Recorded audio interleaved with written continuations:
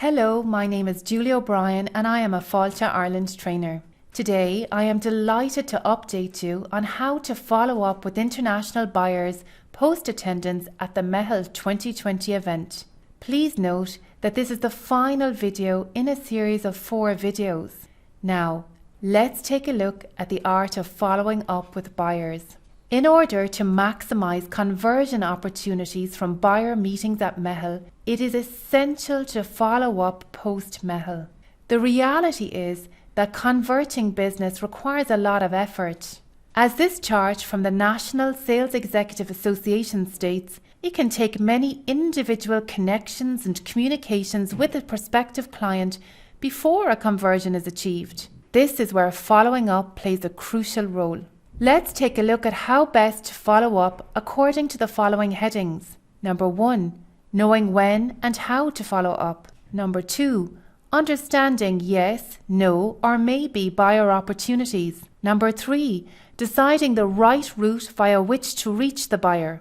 During your Meitheal appointment, you should have already asked the buyer when they would like to receive follow-up information. You should also have determined how the buyer would like to receive this information. Of course, the majority of today's buyers like to receive information via email. It is imperative that the buyer receives a communication that clarifies your business offering and the tourism experiences that are available for sale by the agreed date. Remember that a strong follow-up reflects positively on you, your business, and Destination Ireland. Clearly, that is something we would all want to achieve. To further develop a buyer relationship, it is also recommended to contact the buyer with a professional and friendly communication within 24 hours of your meeting. For this, you could consider writing something like the following. Dear Johan, it was so lovely to meet you yesterday, and I was delighted to hear that we might have an opportunity to work together. Rest assured, I will be in contact on 20th of April as agreed. Enjoy the rest of your stay in Ireland. During your Meitheal appointment, you should also have noted whether there is a low, medium or high potential for doing business with a particular buyer. I like to call these yes, no, and maybe opportunities. The follow-up format will naturally change depending on how much the buyer wants to engage with your business. Even with a buyer who has low or no business potential for you, I would send a polite and professional follow-up. The tourism industry is all about people and relationships. It is therefore really important never to close a door. In this case, you could consider writing the following message to the buyer. Dear Johan, it was lovely to meet you at Meitheal. It's a pity that there does not seem to be an opportunity to work together at present. However, let's keep in contact, and perhaps an opportunity might arise sometime in the future. If I can ever assist you, please do not hesitate to let me know. In the case of a yes or high business potential opportunity, it is imperative that the business follows up in a way that encourages this opportunity to become a conversion. In this case, you could write something like, Dear Johan, it was lovely to meet you at Meitheal, and I was delighted to hear that you feel we will soon have an opportunity to work together. I enclose our information as agreed. If you need anything further, please do not hesitate to let me know. I will call you in a couple of days to make sure that you have everything and that everything is clear for you. For any buyer who expressed interest in working with your business at Meitheal, you should have already asked and noted how they contract. During your face-to-face appointment, it is important to say something like, do you contract directly with businesses like mine, or do you work in partnership with another travel partner? The answer to this question further determines how best to proceed with following up.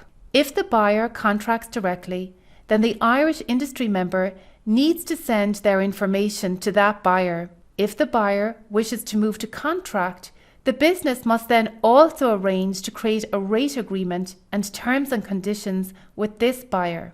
If the buyer contracts via another travel partner, the business must ask and note the name of that partner. In this instance, there are 2 processes to the follow-up.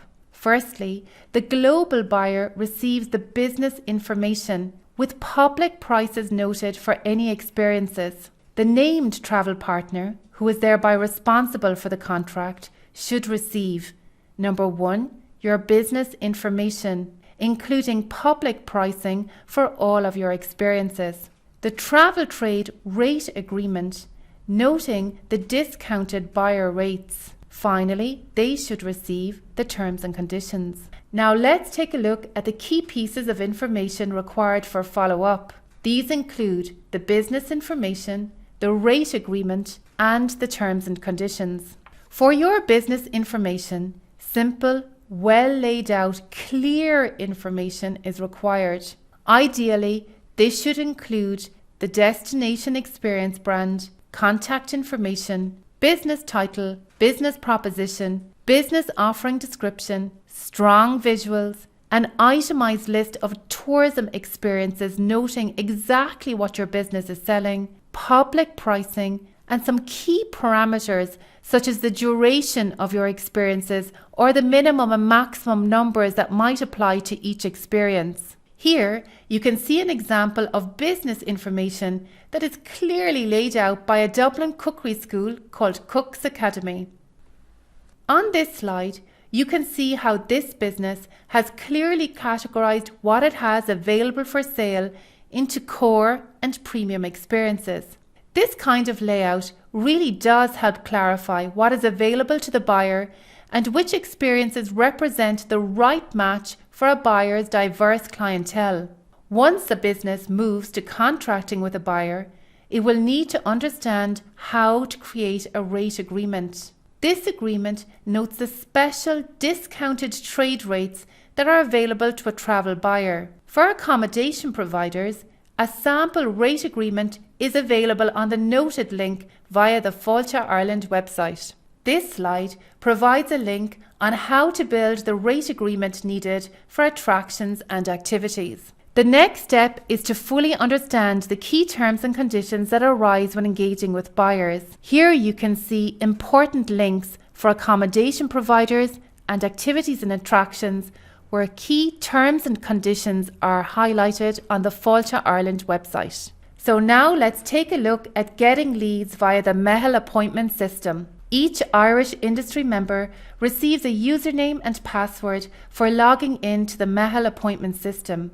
Very helpfully, this username and password stays active for 1 year after the Meitheal 2020 event. This means that an Irish industry member can continue to view those leads throughout this period and before Meitheal 2021.